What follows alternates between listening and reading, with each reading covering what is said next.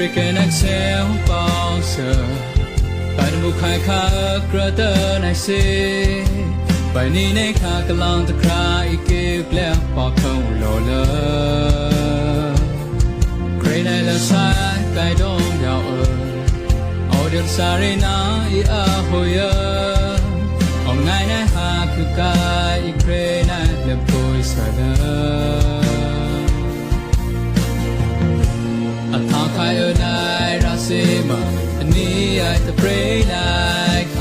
let left on the turn I say the me vai moa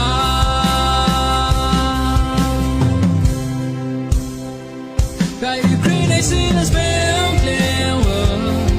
tu le nai lo sai come down Ukraine I been so now in na I been blow lo mo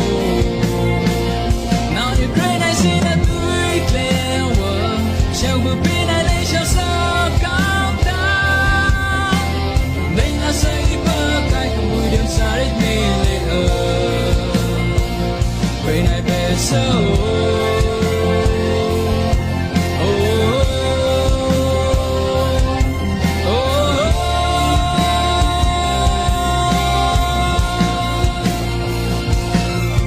Say the clean rainbow Now hoy me kai long yao Hàng khai na cái theo này bờ leo bờ nhau về bà sơ Về này làm sai cái đông yao Ô đêm sari na ia hoya Ông ngày này ha cứ cái Ukraine ya tôi sợ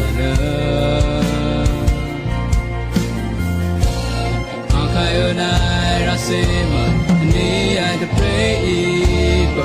Kay nai balel na le rik beso Kay Ukraine see the spell clear Tui le nai lo sai come down Ukraine beso na tim na nai blam plau lo mo Na Ukraine see the tui clear Champu Shall come down. May not say guy who didn't start me later.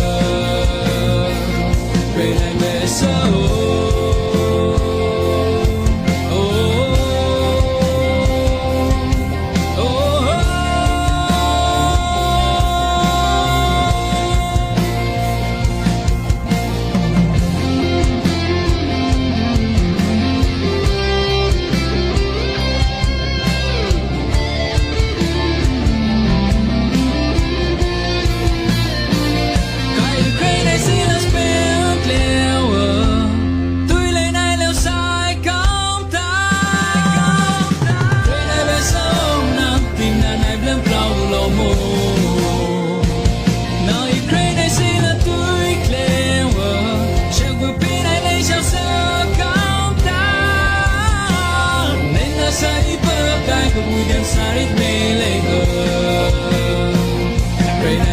So